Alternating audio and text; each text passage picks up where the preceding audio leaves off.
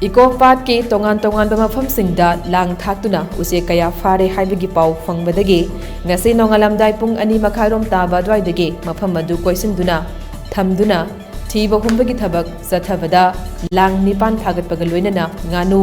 mitngaubi haina khangnaba uchek amasu kanbangamkhre haina JCCWB Manipur gi convener Romesh Ningthaujamna phongdorakle Lenga ki sa usek kansi akoi bigi phibam ngak sen si haiba wakhalonda lisang sina satharakpa campaign amage manung channa ngasi Ikop ke tongan mafam singda wildlife amade nature the best tauba organization club kaya gi punba body ama oriba joint coordination committee on wildlife and biodiversity JCCWB Manipur ge masa oriba WBCC Manipur UWLPC Manipur amadi Wildlife Conservation Committee Manipur ge apunba team amana sathakiba thiba humbagi thabakta langsing phagatpaga loinana usek adu kanbangam khibane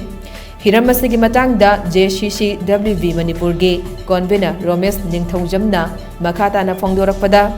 ningtham thagi matamda miramdagi lamsang lafna pairakpa use kaya maningtamna sakta fampiduna makhoi taramna okpisi haina miyamda Forest Department amadi masiga marilinaba club kayana ayuk nungthil numidang thidana thabak paikhatlingai cherak asida kanagumba lamhen tumhenba kharana